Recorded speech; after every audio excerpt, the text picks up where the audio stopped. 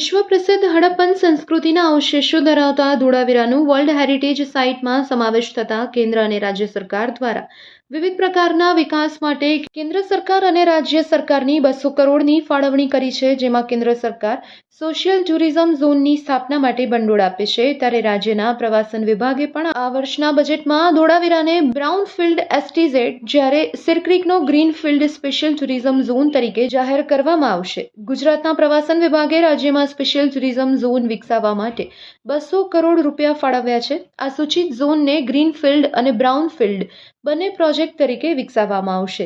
રાજ્ય સરકારના અધિકારીઓએ જણાવ્યું હતું કે જ્યારે કેન્દ્ર સરકાર સ્પેશિયલ ટુરિઝમ ઝોનની સ્થાપના માટે ભંડોળ આપે છે, ત્યારે રાજ્યના પ્રવાસન વિભાગે પણ આ વર્ષના બજેટમાં 200 કરોડ રૂપિયાની રકમ ફાળવી છે. આ વિશેષ પ્રોજેક્ટ માટે મોટાભાગનું ભંડોળ કેન્દ્ર સરકાર તરફથી આવશે, કારણ કે તેની પાસે વિશેષ પ્રવાસન પ્રોજેક્ટ્સ પર વ્યાપક નીતિ છે.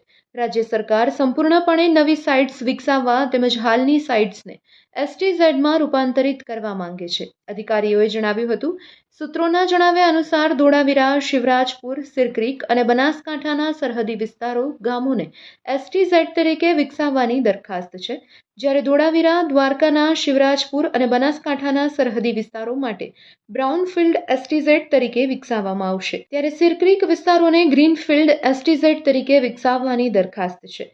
સૂત્રોએ જણાવ્યું હતું કે કેન્દ્ર સરકારની એસટીઝેડ નીતિ હેઠળ રાજ્ય સરકારને પ્રથમ હેઠળ ગ્રીનફિલ્ડ એસટીઝેડ માટે 300 કરોડ રૂપિયા અને બ્રાઉનફિલ્ડ એસટીઝેડ માટે 100 કરોડ રૂપિયા મળે છે. જો રાજ્ય પૂર્વ નિર્ધારિત કામગીરી પરિણામોને સંબંધિત પૂર્ણ કરે છે, તો તેઓને ગ્રીનફિલ્ડ એસટીઝેડ માટે રૂપિયા 200 કરોડ પ્રાપ્ત થશે અને તબક્કા 2 માટે બ્રાઉનફિલ્ડ એસટીઝેડ માટે 100 કરોડ રૂપિયા. પ્રવાસન ઇન્ફ્રાસ્ટ્રક્ચર, ઉત્પાદન અને અનુભવ માટે નવા માપદંડ બનાવવા અને પ્રવાસ, પર્યટન અને હોસ્પિટાલિટી ક્ષેત્રે વૈશ્વિક ખેલાડીઓને આકર્ષવા માટે ભારત સરકારે એસટીઝેડના વિકાસ માટેની યોજના ઘડી છે.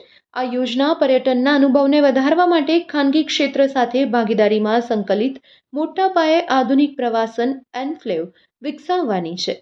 આ દેશમાં વિશ્વકક્ષાના પ્રવાસન ક્ષેત્ર વિકસાવવાના વિઝનને હાંસલ કરવા અને પ્રવાસ, પર્યટન અને હોસ્પિટાલિટીમાં વૈશ્વિક ખેલાડીઓને આકર્ષવા માટે કેન્દ્ર સરકારે એસટીઝેડની સ્થાપના માટે માર્ગદર્શિકા નિર્ધારિત કરી છે.